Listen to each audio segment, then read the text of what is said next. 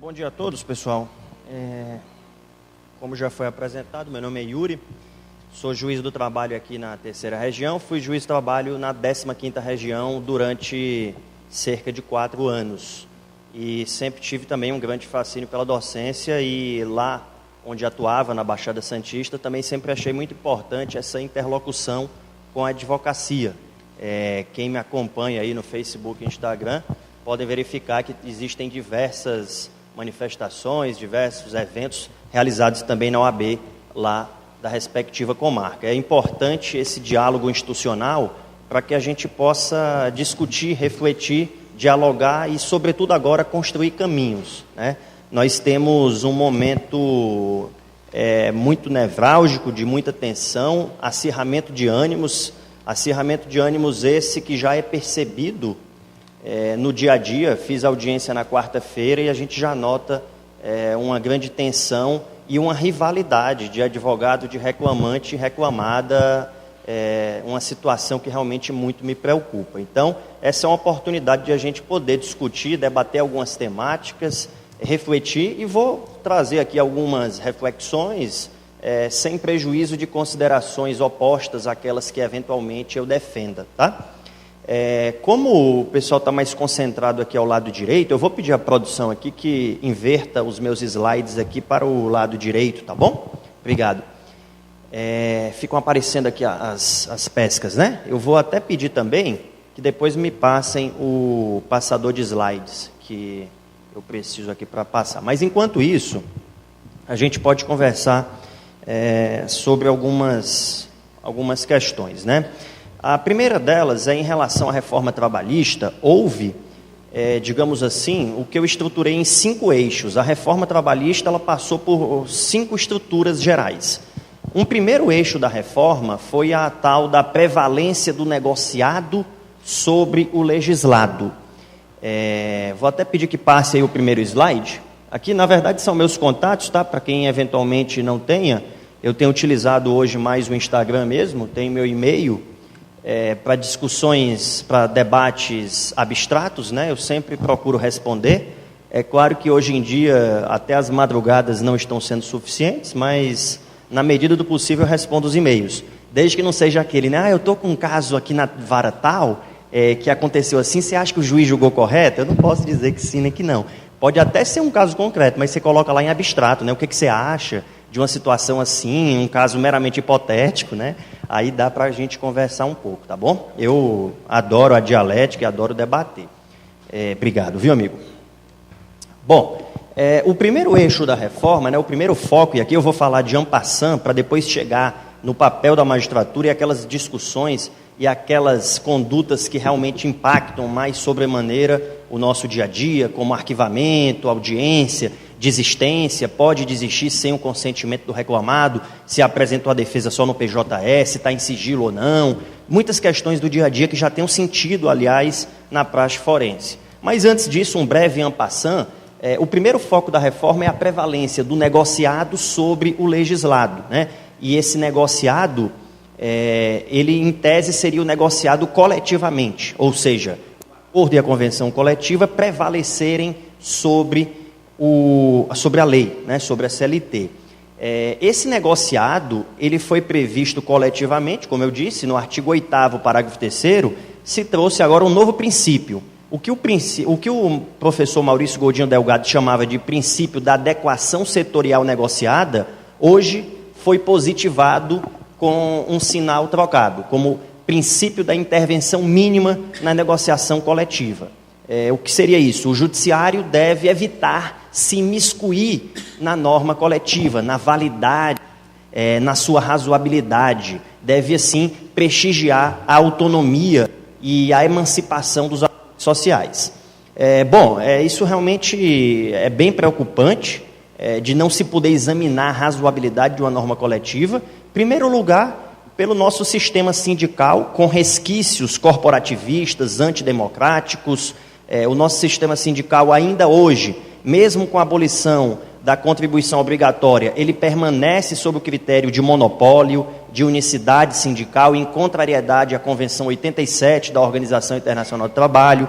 Ele prevalece ainda com o critério de categoria, esse critério artificial que é imposto. A agregação de trabalhadores só pode ser por categoria, diferente, por exemplo, lá da Alemanha, né? Eu sempre costumo falar, só existem 16 sindicatos na Alemanha, e esses sindicatos são fortíssimos, são 16 sindicatos apenas no país todo, ponto final, geralmente por segmento empresarial. Aí você tem realmente uma grande força coletiva.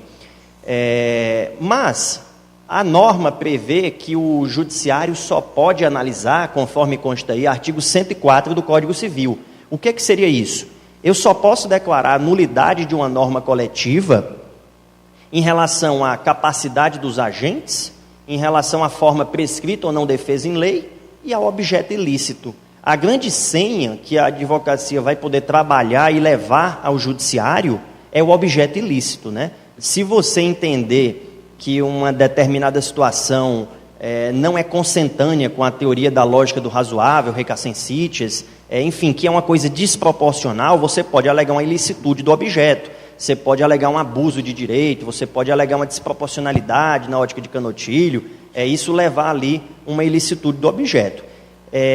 Eu acho que é a única saída, né? Por exemplo, situação de gorjeta, você tem um empregado que recebe R$1.000 por mês de gorjeta, e aí esse empregado agora, por força de uma norma coletiva, se estipulou uma estimativa de gorjeta. Isso é muito comum em São Paulo, tá? E se estipulou em R$9. Me parece ali flagrantemente, né, um abuso de direito, me parece um critério artificial para violar a existência daquela parcela, daquela verba remuneratória. Daí porque eu entendo que haveria nesse tocante uma ilicitude de objeto.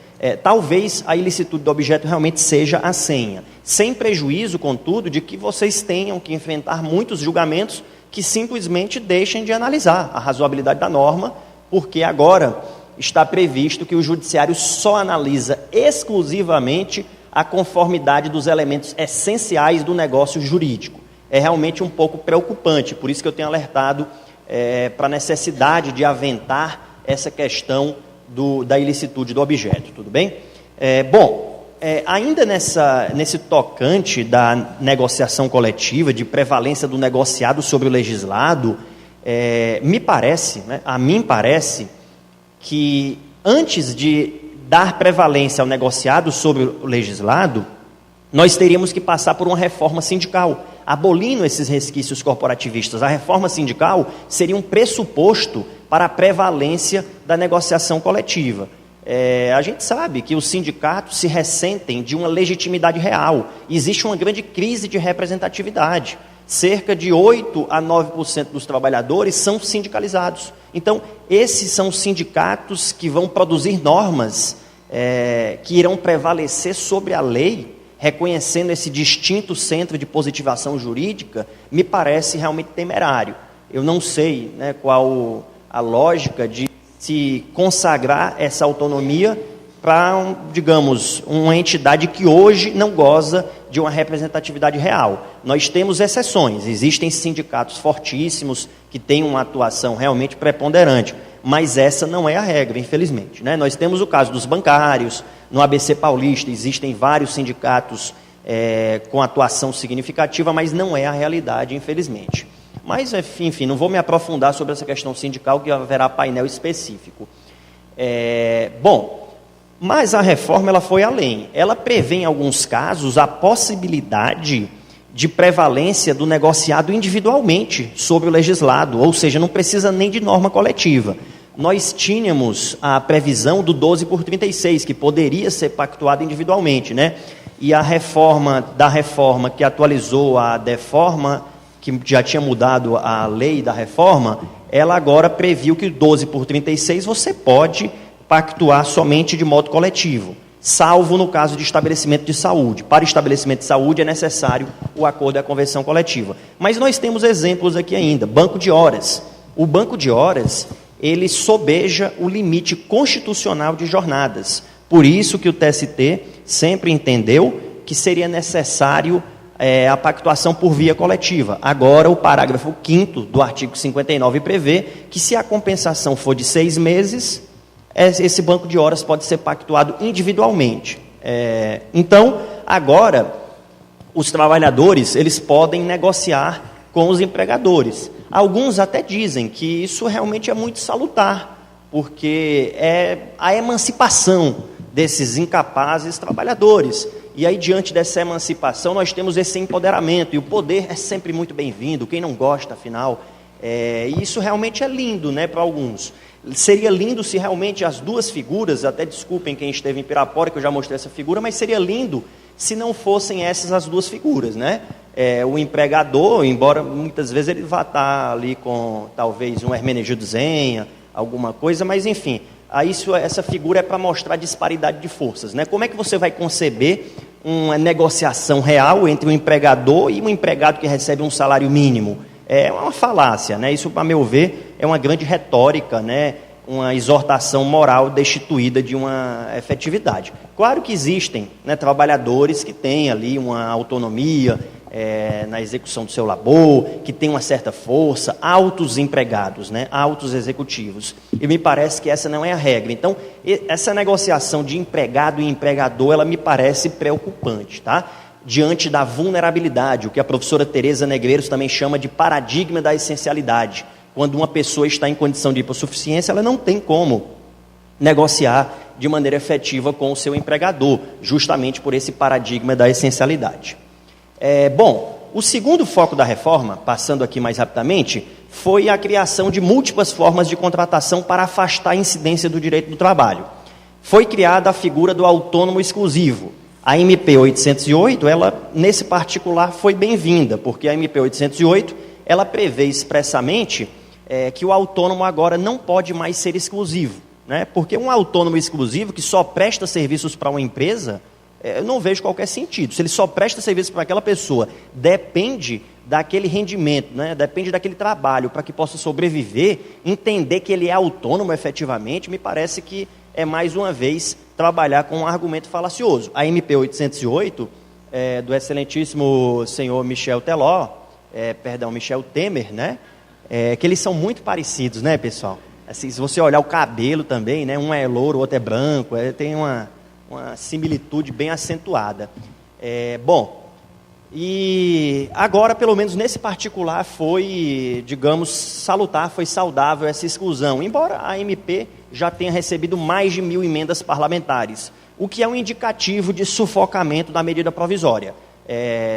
Digamos, esse excesso de emendas que foram apresentadas visa, provavelmente, inviabilizar a aprovação dessa medida provisória e, assim, aquilo tudo que está na MP pode não vir a ser consagrado. Por isso que, atualizando a minha CLT, que já era atualizada com a lei da reforma trabalhista, e a editora me pediu para atualizar a atualização, e é isso que a gente vem vivendo, porque ontem também teve a lei 13.509, atualizando a atualização da atualização, e creio eu que até o final da palestra já vai surgir mais uma atualização, e a gente vai ter tempo de falar ainda. Se tiver, vocês me avisem, por favor, viu, Humberto? Bom, então, eu coloquei na minha CLT comparada a redação da lei 13.467 de 2017, e embaixo eu coloquei um quadro com a redação da medida provisória, porque existe uma chance real da medida não vingar. Então eu preferi manter a redação da 13.467, porque se porventura a MP não passar, continua lá a redação anterior. Uma outra figura pitoresca, digamos assim, que foi criada, foi a do empregado hipersuficiente. Aliás, tem se propalado já esse termo, empregado hipersuficiente. Eu até não gosto dessa nomenclatura, porque o empregado ser suficiente, se for um autoempregado, ele tem condição de pactuar diretamente as regras do contrato de trabalho, tudo bem ele ser suficiente, mas hipersuficiente significa que ele é muito mais do que o empregador. Então, ele é além do suficiente. Eu, particularmente, não gosto dessa nomenclatura que vem sendo, digamos aí, que é adotada e muito difundida, tá? Mas essa é a previsão daquelas pessoas que recebam um salário igual ou superior a 2 vezes o limite máximo dos benefícios, que hoje importa R$ 11.062,62, e ter diploma de nível superior. Não precisa nem passar na OAB, não, viu? Basta ter diploma de nível superior lá em advocacia, em veterinária, qualquer coisa, e ter um salário de até 2 vezes o limite máximo. A gente sabe que, na verdade, ter diploma de nível superior é hoje quase que como ter diploma de nível médio, tempos atrás, né? a gente vive uma mudança de realidade. Por isso que vocês estão aí sempre se atualizando, fazem especialização, mestrado, por isso que o professor também sempre nos brinda lá no doutorado, né, que eu pretendo também ingressar, já fica aí o apelo, que me aceite depois. Mas, enfim, a gente utiliza os momentos também para isso, né, professor Antônio? Espero que o senhor entenda. Hã? Leva o bichão pelo amor. Não, não, pelo amor, deixa ele lá, viu? Deixa ele recebendo visita lá, extra pauta lá. Mas outras figuras que foram criadas foi, no caso, a ampliação da terceirização, e esse é um tema que me preocupa muito, eu já conversava ali fora, sobre, digamos, algumas mensagens subliminares que foram feitas por meio da Lei 13.429 e depois com a atualização da reforma trabalhista. Por isso que eu escrevi, pela editora LTR, um livro só sobre terceirização. Essa questão da terceirização de atividade fim. É possível fazer uma terceirização da atividade fim, mas como que funciona isso? Eu dou aula, por exemplo, na PUC de Minas, e fico a me perguntar, bom, a PUC ela existe para fornecer ensino. Se ela delega o próprio ensino, que é a sua razão de existir, qual é a finalidade, então? A meu ver, é um paradoxo existencial. Se nem o seu objeto social ela realiza, para que ela existe, então?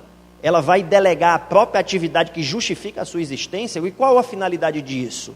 É o trabalhador ser feito de uma mercadoria? Isso não seria um expediente vedado pela Declaração de Filadélfia, que, aliás, é um anexo da Constituição da OIT, que a simples participação como membro da OIT já exige o seu cumprimento?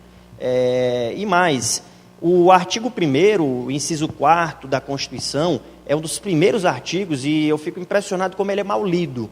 O artigo 1º, inciso 4º, ele diz que constitui fundamento da República os valores sociais do trabalho e da livre iniciativa. Geralmente as pessoas leem isso da seguinte maneira: bom, são fundamentos da República, o valor social do trabalho e a livre iniciativa. Então existe a livre iniciativa, que pode fazer o que bem entender na consecução do seu negócio, e existem os valores sociais do trabalho. Não é isso que diz a Constituição. A semântica é os valores sociais do trabalho e da livre iniciativa. Então, o fundamento da República são os valores sociais do trabalho e os valores sociais da livre iniciativa. Não é qualquer tipo de livre iniciativa que interessa a esse país, segundo o documento maior da República. É uma livre iniciativa que cumpra a sua função social, conforme o artigo 170, inciso 3. E aí, será que a terceirização da atividade fim, ela realmente caminha para isso? Imagine, então, um professor, a grosso modo, né, falando aqui de maneira bem encurtada, que recebe lá R$1.000 e agora ele vai ser terceirizado. Imagine que todos os custos são repassados lá para a terceirizada. A terceirizada vai entregar tudo ao trabalhador? Obviamente que não. A empresa ela existe para ter lucro. No sistema capitalista, isso é uma assertiva correta. Ela tem que realmente ter lucro. Então, ela vai retirar um pouco. O trabalhador, a meu ver, está sendo feito de mercadoria.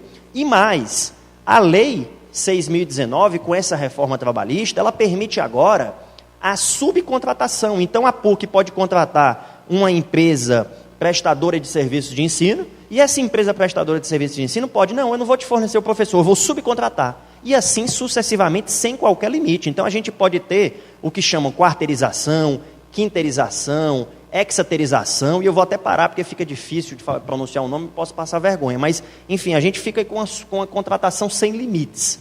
E, diante disso, eu abordei essa temática lá no livro e até faço uma diferenciação de que quarteirização, que geralmente se chama nessa subcontratação, não é exatamente a subcontratação ou terceirização em cadeia. Quarteirização é você contratar uma outra empresa para cuidar dos contratos de terceirização, né, fazer a gestão entre as terceirizadas e a tomadora. Isso na acepção da ciência da administração, e o direito ele deve ser sempre, né, analisado numa ótica multidisciplinar, analisando os vários ramos. A quarteirização seria isso, seria você fazer uma gestão dos contratos de terceirização. E a outra figura que tem é a do contrato de trabalho intermitente. Essa também foi uma figura criada pela reforma trabalhista. O contrato intermitente é aquele, a grosso modo, que o trabalhador recebe por hora e ele é convocado 3 dias antes para trabalhar, e aí ele saberá quantas horas irá laborar. Mas pode ser que ele não trabalhe nunca, mas ele assina, segundo agora a MP 808, isso ficou claro, o trabalhador intermitente tem a carteira de trabalho assinada. Então ele tem uma carteira assinada, ele é empregado, mas pode ser que ele nunca trabalhe. E aí pode ser que ele nunca receba salário, porque pode ser que nunca chegue a ligação e não é obrigado a chegar. é conforme demanda. Então, assim, para efeitos dos índices oficiais de estatística de emprego, é ótimo, porque aquela pessoa é empregada, né? Ainda que não receba salário e nunca trabalhe. Mas, enfim, ela pode ter aí, digamos, né, um emprego meramente formal. Até falei especificamente sobre o intermitente, um outro evento da AMAT, e o intermitente, como ele não sabe quantas horas vai trabalhar, e ele não sabe também o salário que vai receber, porque se ele recebe por hora, não sabe quantas horas vai trabalhar, ele não sabe qual vai ser o salário. Por isso que eu batizei essa expressão, tenho dito nas palestras e escrevi em um livro lá de impactos da reforma, né, a reforma trabalhista em geral de temas, que o contrato intermitente ele dá ensejo ao salário Kinder Ovo.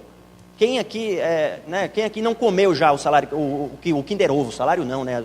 A gente até confunde os termos, mas o Kinder Ovo, ele vem sempre com a surpresa, que geralmente não é nada agradável. Então tem uma perfeita similitude, né? Tem uma identidade ali com fidelidade entre o salário do intermitente e um Kinder Ovo. Pode ser até que esses trabalhadores venham a receber por Kinder Ovo. Seria uma atitude ousada, mas eu não duvido, viu? Pode acontecer na vida real.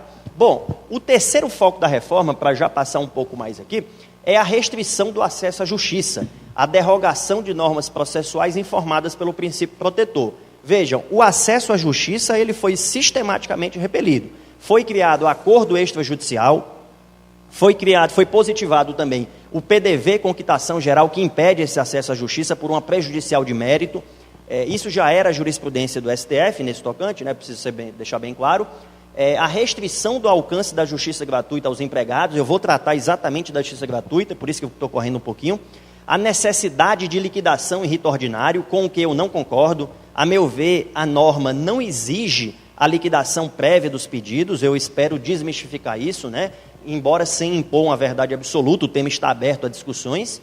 E o fim da execução de ofício, que a meu ver, continua sendo passível sim de execução de ofício crédito trabalhista, sob pena de uma contradição.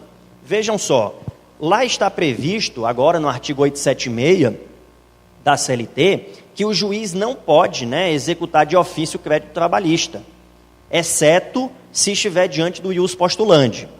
Bom, então o juiz não pode executar de ofício, essa é a primeira premissa. Mas a premissa maior da lei é a lei maior, a Constituição Federal. E a Constituição Federal prevê que as contribuições previdenciárias devem ser executadas de ofício. Então, o juiz não pode executar o crédito do trabalhador de ofício, mas ele pode executar o do INSS de ofício.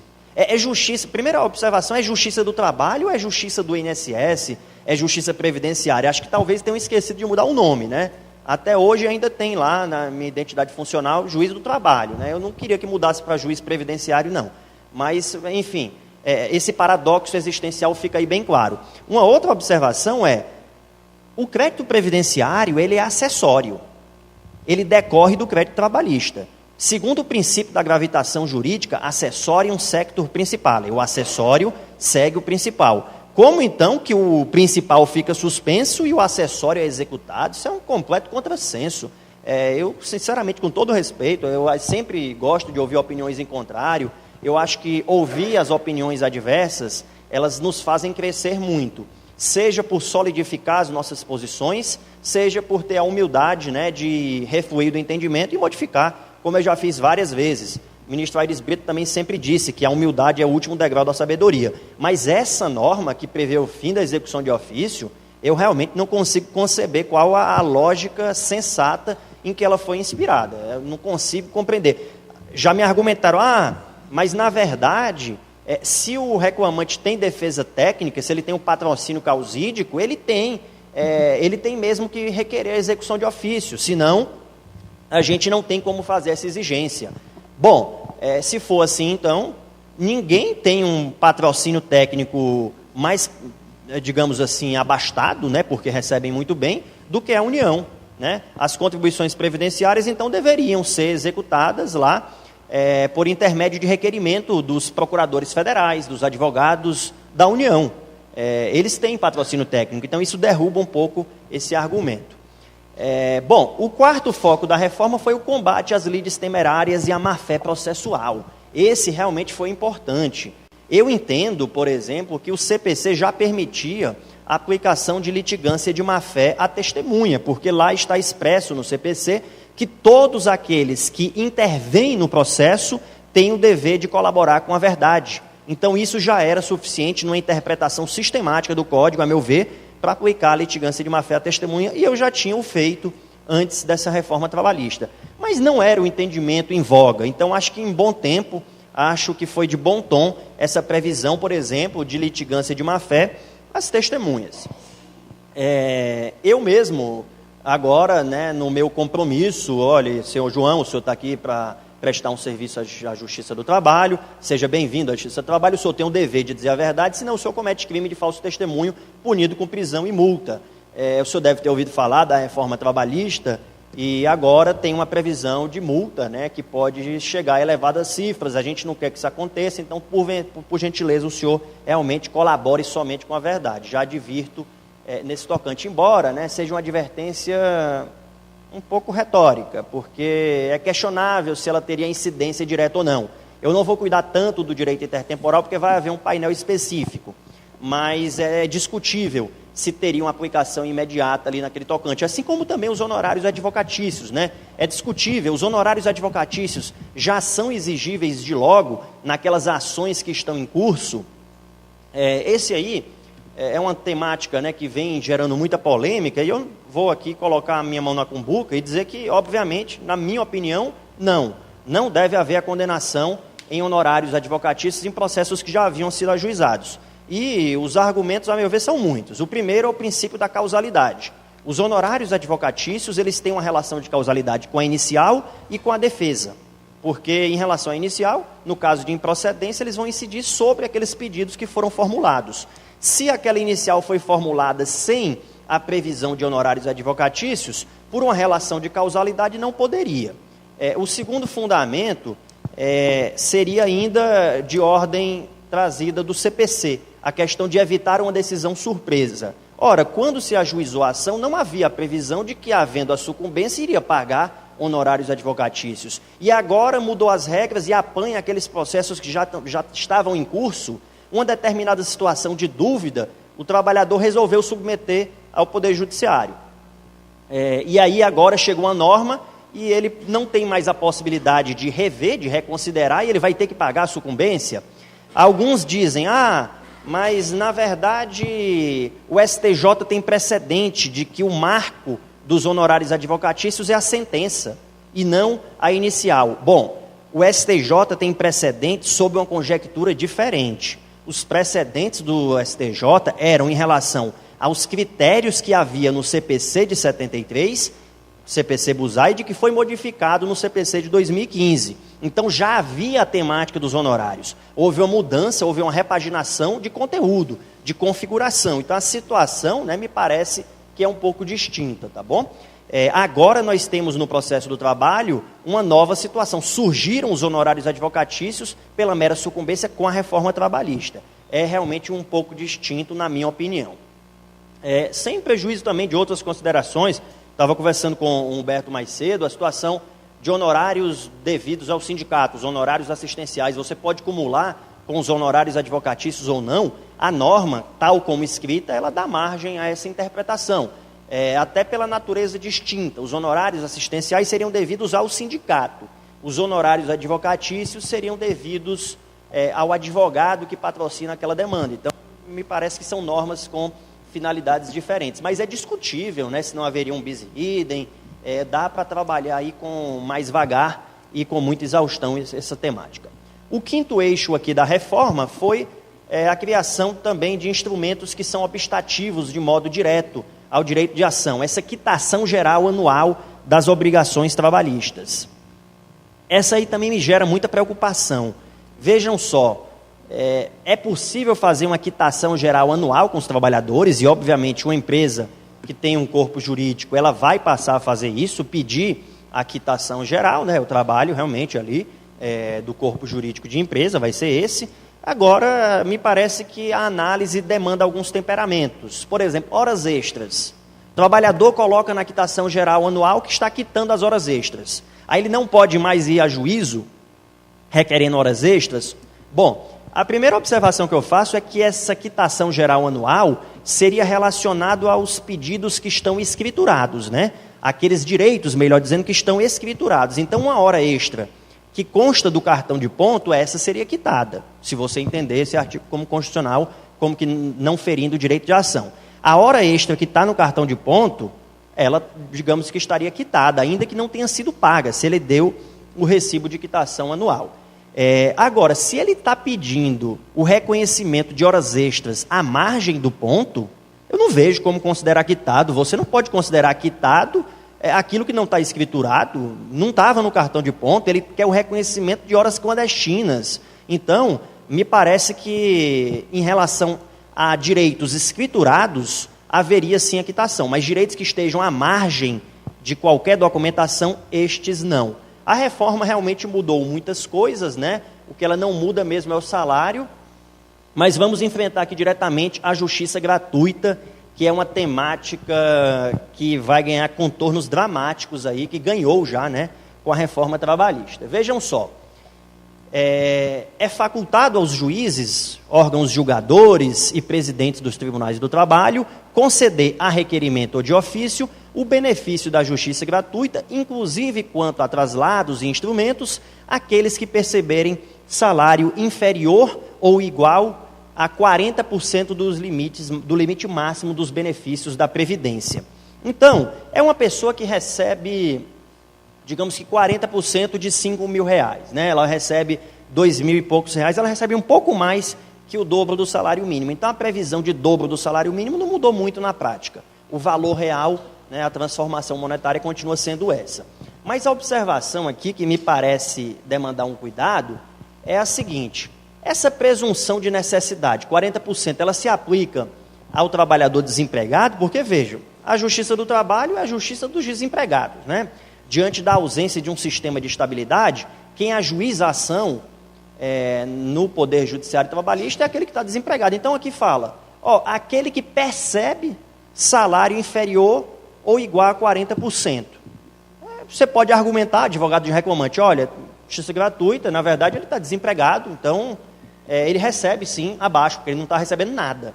Então ele está em situação de necessidade e, portanto, é necessário deferir. Ou o advogado da reclamada pode dizer, olha, obviamente, como é a realidade que a postulação na Justiça do Trabalho, ela se dá quando do desemprego, a norma está a se referir ao salário em que ele recebia enquanto empregado, ou pelo menos ao salário atual. E por que é importante esse enquadramento ou não? Porque se você enquadrar, ele recebe até 40%, ou ele está desempregado e, portanto, não precisa ter qualquer locubração, porque ele recebe abaixo de 40%, porque ele não está recebendo nada, isso é o suficiente para a justiça gratuita. Porque o parágrafo 4º, ele trouxe uma certa dificuldade para a justiça gratuita no processo do trabalho. Ele prevê: o benefício da justiça gratuita será concedido à parte que comprovar insuficiência de recursos para pagamento das custas no processo. Então, é necessário que a parte comprove a insuficiência. A interpretação sistemática, né, dos dois dispositivos conduziria, se você recebe até 40% do RGPS, você tem a justiça gratuita. Acima disso, você tem que comprovar a insuficiência. Então, aquela mera declaração agora não serve mais.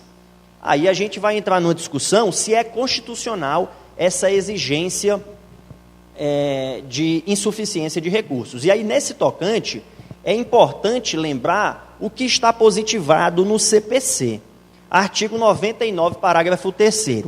Presume-se verdadeira a alegação de insuficiência deduzida exclusivamente por pessoa natural. Então, uma pessoa natural para o processo civil, né, se for um grande empresário que litiga contra um banco, a ele é suficiente declarar que não tem condições de suportar os encargos processuais. Claro que nessa situação é possível que a parte contrária impugne e alegue que aquela pessoa tem muitos bens e que por isso não seria beneficiária do beneplácito da justiça gratuita, né? É possível impugnar, mas como regra, basta declarar. Mas o trabalhador que receber, digamos, R$3.000, não. Esse, R$3.000 para sustentar uma família e 2 filhos, pagar a escola fazer uma faculdade, esse aí tem que comprovar que realmente não bate centavo por centavo. Me parece um completo contrassenso, me parece uma afronta à isonomia, princípio constitucional plasmado no artigo 5º, caput da nossa Constituição Federal, artigo 7º, 30 e 31 da Constituição também Federal, além de diversos diplomas internacionais. Então, eu não consigo conceber como isonômico. Aliás, é uma isonomia às avessas, porque isonomia é tratar igualmente os iguais e desigualmente os desiguais visando a igualdade. Mas aqui o que se faz é tratar desigualmente desiguais visando a maior desigualdade ainda. Então, me parece absolutamente, eu até aumentei o volume da voz, porque realmente quando eu falo disso, no dia eu tenho que tomar Rivotril para dormir. Foi até dito, pessoal, na reforma, eu escuto sempre vídeos contrários, né? O vídeo lá do Pai da Reforma, que ele se intitula de Pai da Reforma, e aí estou falando, na verdade é uma fala pública, né? Ele que colocou no livro dele, O Pai da Reforma Trabalhista. E ele diz, olha, os empresários precisam tomar omeprazol para dormir, com tanta dor de estômago com essas leis trabalhistas. E agora, né, na verdade, algumas normas contrapostas, elas estão exigindo não só o Rivotril, tem gente tomando até Lexotan, viu? Então é preocupante mesmo. Bom, a meu ver, é inconstitucional por afronta à isonomia, essa exigência, tá? Eu ressalvo que a Constituição Federal, ela prevê que a assistência jurídica integral e gratuita, ela é prestada àqueles que comprovarem insuficiência de recursos. Realmente essa é a previsão da Constituição Federal. Mas mesmo diante dessa previsão, o CPC tem a norma mais benéfica que basta a mera declaração, o que sempre foi a praxe. É óbvio que existem deturpações, mas as deturpações são punidas excepcionalmente e pelos institutos aplicáveis. A questão também dos honorários advocatícios, voltando lá. Tem gente que diz assim para mim, Yuri, mas na verdade tem que punir esse pessoal mesmo, porque eles pedem aí sem qualquer critério, faz qualquer tipo de pedido, e acontece mesmo. Eu lá em Itanhaém, onde eu fui juiz por um pouco mais de tempo prolongado, uma vez eu verifiquei que um advogado sempre pedia adicional de insalubridade e ele colocava o adicional de insalubridade, base constitucional, aí colocava 5 jurisprudências, aí colocava lá julgados da SDI, da acumulação com a periculosidade, aí colocava um monte de coisa e depois, portanto, faz jus o trabalhador à insalubridade. E ele sempre pedia de modo genérico, ele nunca dizia nada.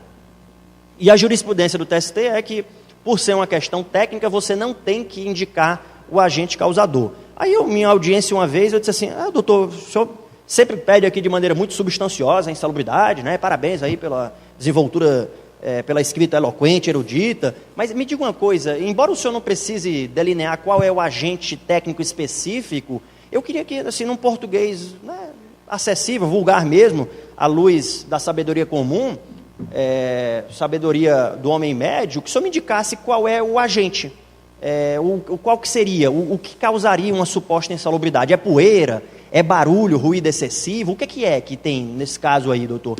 Aí ele disse, não, excelência, sendo bem sincero, eu pedi porque aí o perito vai lá e vai que tem alguma coisa, né? Aí eu sempre peço, eu disse, muito bem, então registre em ato aqui, Márcio, por favor, o nobre causídico informa que pediu, porque vai que o perito chega lá e tem alguma coisa. Então, muito bem.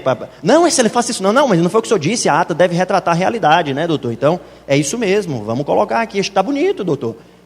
Não, eu queria desistir. Não, mas por quê? Vai que tem alguma coisa, doutor? Aí, enfim, aí eu também pego um pouco no pé, tá? Quando eu pego determinadas situações. Então, a gente tinha abuso. Mas os abusos são combatidos com os remédios processuais adequados. Em uma situação como essa, eu apliquei litigância de má-fé. Eu não posso presumir que o advogado do trabalhador ou o advogado da empresa estão sempre de má-fé e tentando promover qualquer tipo de aventura jurídica. Eu não posso fazer essa presunção. Na verdade, é até curioso que vocês batam palma para uma fala que deveria ser o ordinário, né? Assim, Então, a gente precisa conversar sobre essa questão do diálogo institucional mesmo, isso carece mesmo. Bom, uma outra situação aqui para finalizar, vou precisar só mais de 5 minutos, tá bom? O patrimônio imobilizado, é aquele patrimônio que a pessoa já possui, né? Que, enfim, a gente tem a situação às vezes de uma pessoa economicamente bem, mas financeiramente mal. Em uma situação como essa, você pode impugnar o pedido de gratuidade judiciária e dizer que ele não faz jus?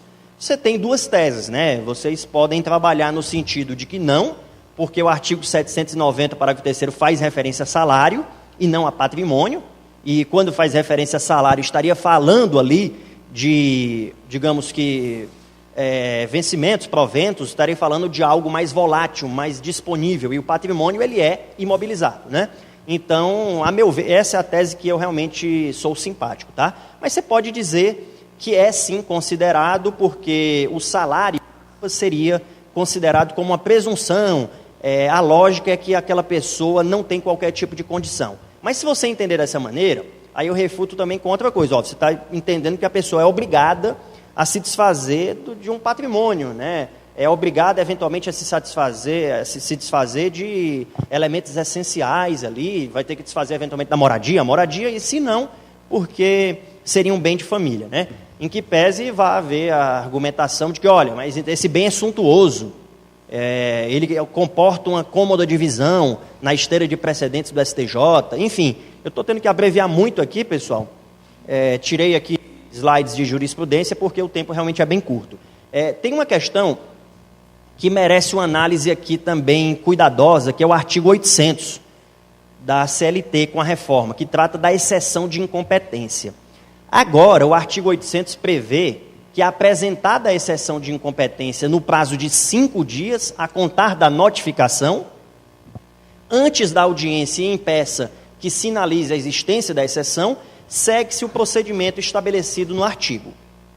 E qual é o procedimento? Esse procedimento é de que o processo fica suspenso, não se realiza a audiência, a que se refere o artigo 843 da Consolidação. Vejam o primeiro problema que vocês vão enfrentar e que vocês podem trazer isso no dia a dia para a Justiça do Trabalho.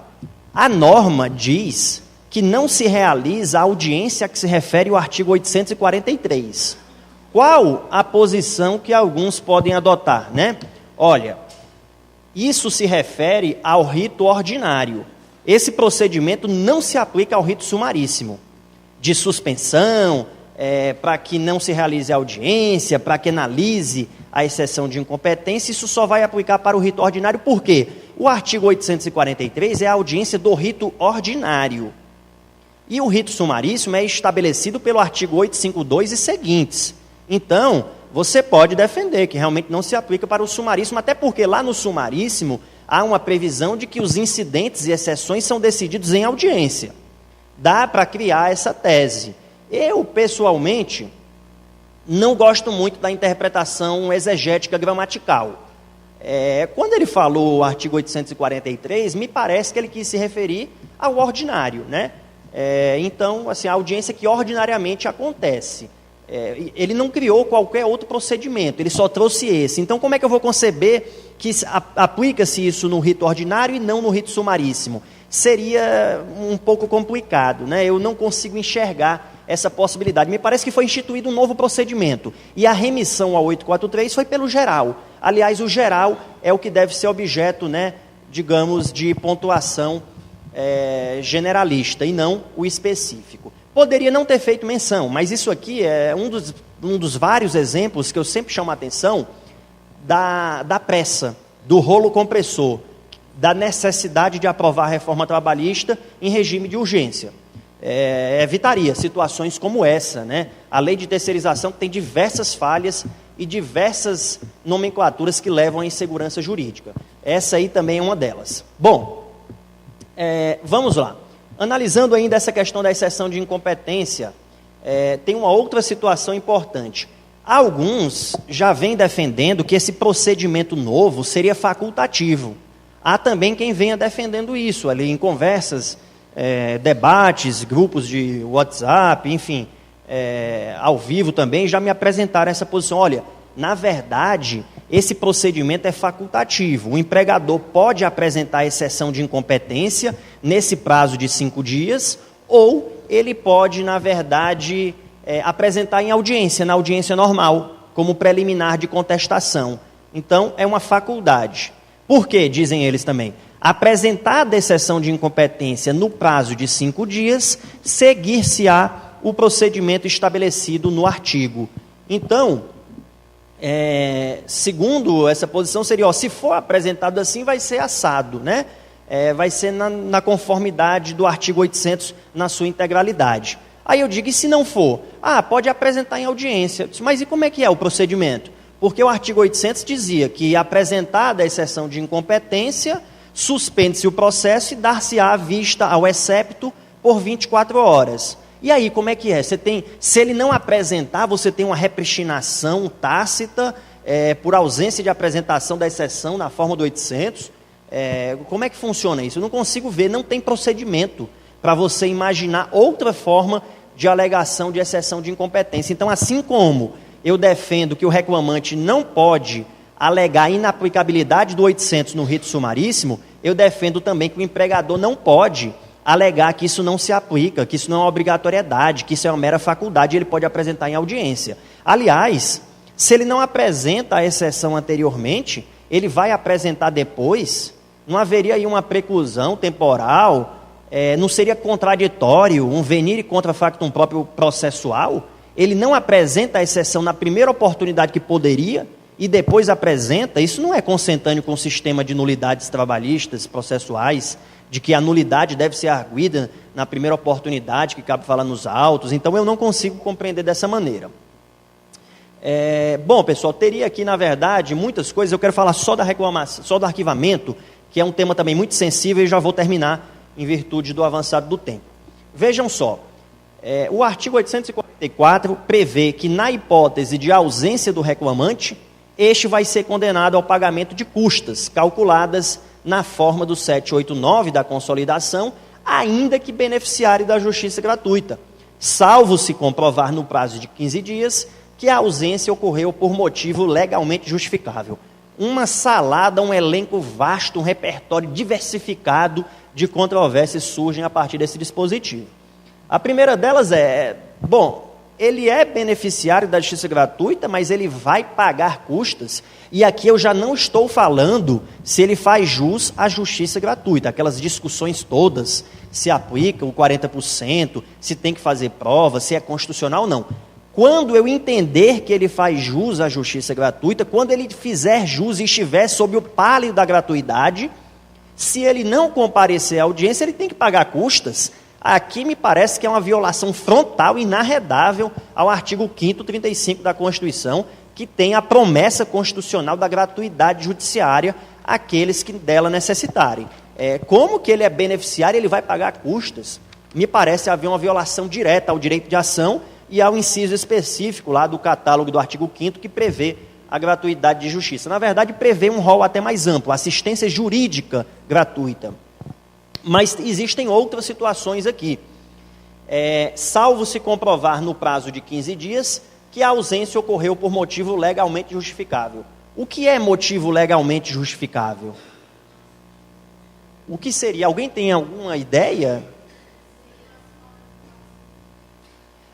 Enfim, eu trago essa possibilidade, tá? Aquelas hipóteses do 473 da CLT, além de outras, né? Comparecimento no tribunal do júri, também a previsão do artigo 6º, parágrafo 1º da 605 de 49, seriam hipóteses, digamos, de motivo legalmente justificável, mas ainda assim gera uma insegurança muito grande e gera situações de muita discussão. Vejam a seguinte conjectura. Eu era juiz no TRT 15, mas tinha um grande trânsito em São Paulo, sempre dei muita aula lá, e dou aula num curso que fica em frente ao Fórum da Barra Funda. E eu converso muito com os advogados lá, não porque estou na OAB, mas o local que eu mais dou aula, que na verdade nem dou aula, né? A gente dialoga, a gente debate, com os advogados, porque os advogados são muito provocativos e acho que isso engrandece muito a gente e existe uma interlocução muito boa, né? Que é saudável para o crescimento profissional dos dois, do juiz e do advogado.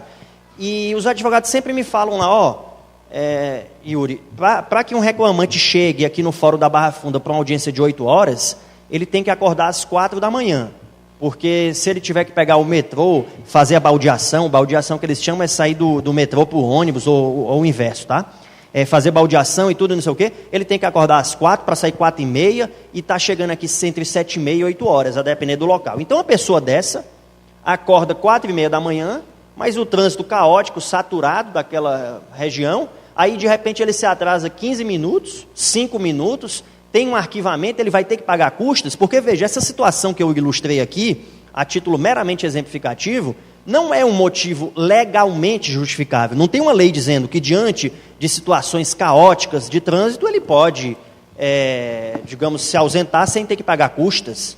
Não existe essa previsão. Então vai haver, né, digamos, muita controvérsia em relação aos motivos legalmente justificáveis. Mas a minha tese é a tese de que todo evento que o juiz considerar como alheio à vontade da parte seria uma causa legalmente justificável. Essa é a senha para que em arquivamento vocês, né, possam levar e pedir a ausência de pagamento de custas. Artigo 223, parágrafo 1º do CPC. Isso pode realmente ser um fundamento ali, um substrato bem razoável. Esse artigo prevê que todo acontecimento alheio à vontade da parte, né, essas situações aí costumeiras, a meu ver, são até fatos notórios, que poderiam ser considerados pelo magistrado na esteira do 374.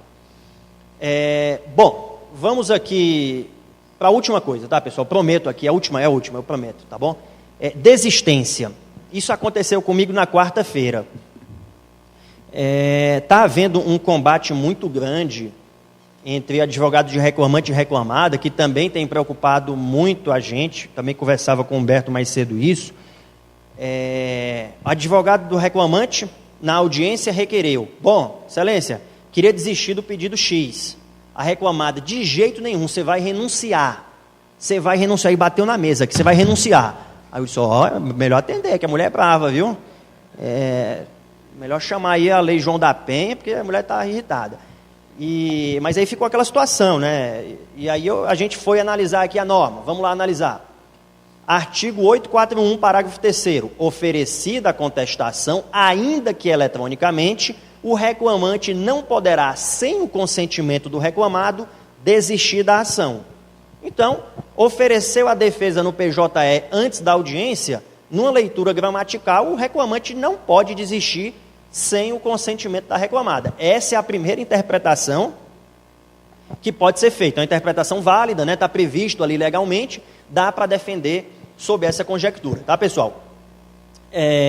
Claro, né? Não sob a conjectura de bater na mesa e ameaçar o colega que está lá do outro lado, né? Aproveitei até que tinha estudante assistindo a audiência e disse assim: olha, você que está começando aí agora os estudos, né? E vai se formar, vai fazer IOAB, vai vir advogar com a gente.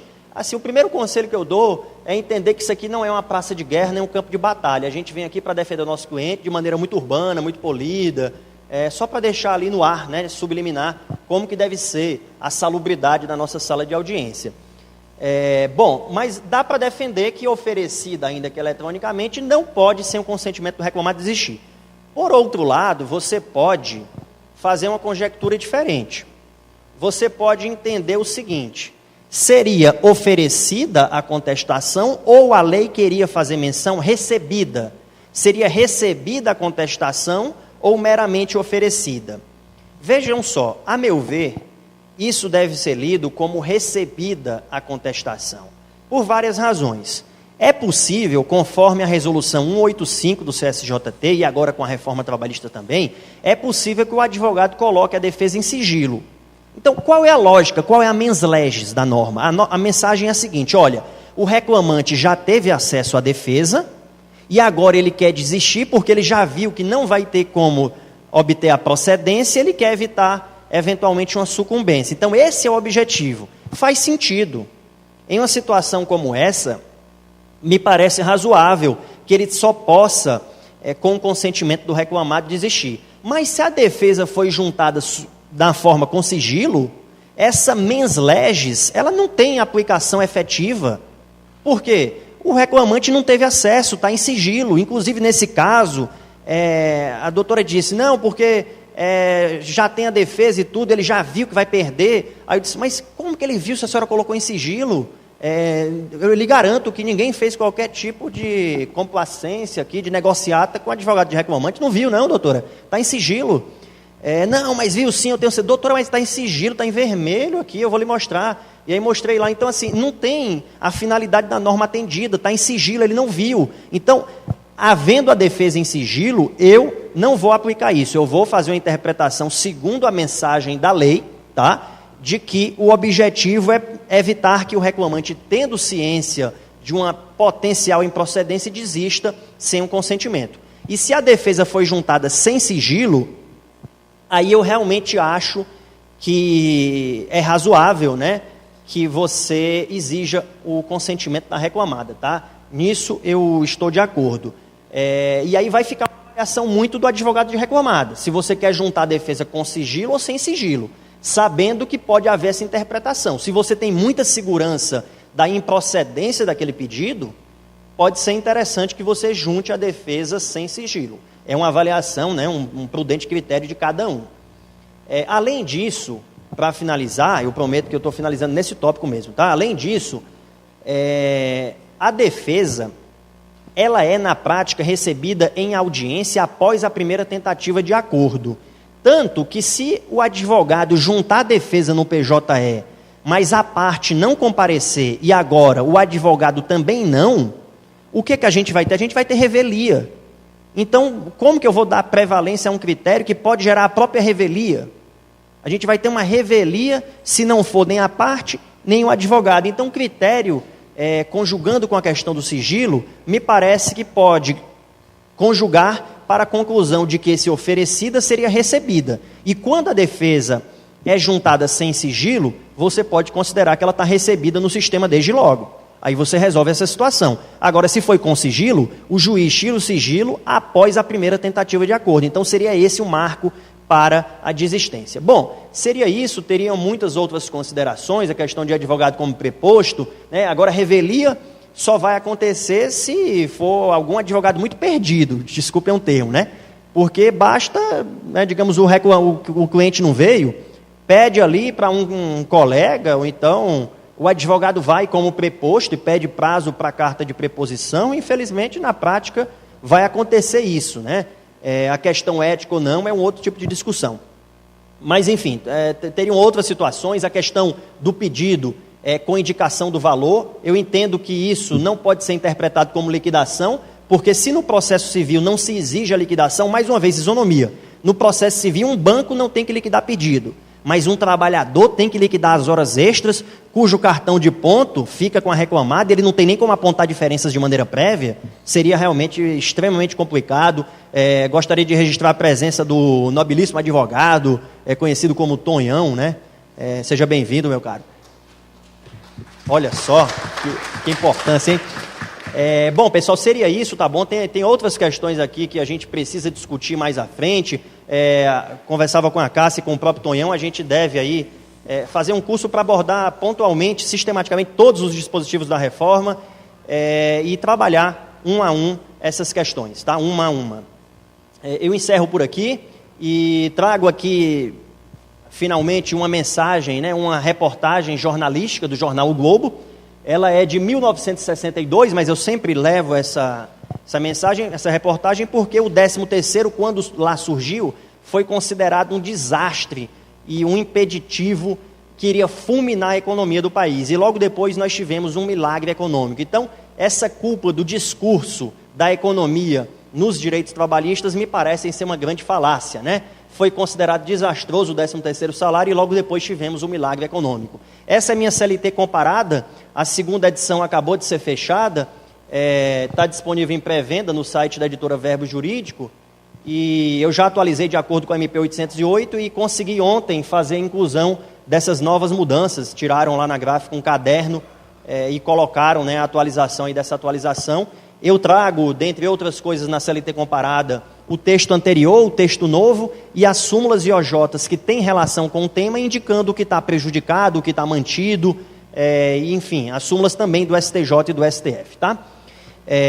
Bom, e esse aqui é o livro que já está disponível, foi lançado ontem pela editora LTR, que é a Regulamentação da Terceirização e o Novo Regime do Trabalho Temporário, em que eu abordo todos os dispositivos da nova lei de terceirização, com uma incursão ali à luz da doutrina e da jurisprudência, para que a gente possa criar, né, uma nova doutrina, uma nova jurisprudência sobre a terceirização, na ótica dessas novas disposições que gerarão muitas dificuldades exegéticas. É isso, meus amigos. Como eu costumo dizer também, no encerramento das minhas palestras, eu já encerro e peço desculpas por ter corrido aí um pouco, tá bom? E antes do encerramento mesmo, eu faço um apelo de que tenhamos serenidade para enfrentar esse momento. O advogado da reclamada, como a doutora Cássia, por exemplo, advoga muito para a reclamada, né? Não é porque ela é uma das famílias tradicionais, uma das pessoas mais ricas depois do Aécio, aqui de Belo Horizonte, não é por isso que ela é o inimigo da gente, né? Muito pelo contrário, a gente caminha junto. Mas brincadeira à parte, a gente não deve enxergar o colega como um rival, como um inimigo. Cada um vai lá, faz a defesa técnica do seu cliente. O juiz também não deve enxergar o advogado como inimigos, como rebeldes, como pessoas abomináveis e vice-versa. Nem o advogado enxergar o juiz assim, tá bom? Olha só, eu sou bonzinho, sorrisão no rosto, topete levantado, com pujança de manhã. Então tem juiz legal também, né? A maioria. E espero que seja assim, que a gente tenha um diálogo, uma abertura democrática, que a gente possa construir, debater, dialogar e enfrentar, superar essas dificuldades com muita serenidade, com muito equilíbrio e trazendo muita salubridade ao nosso ambiente de trabalho, principalmente a sala de audiência, que deve ter um trabalho técnico e que transcorra ali numa absoluta normalidade, tá bom? Eu encerro por aqui porque palestra, professor Antônio Alves, eu digo, palestra é como biquíni. O senhor imagina como?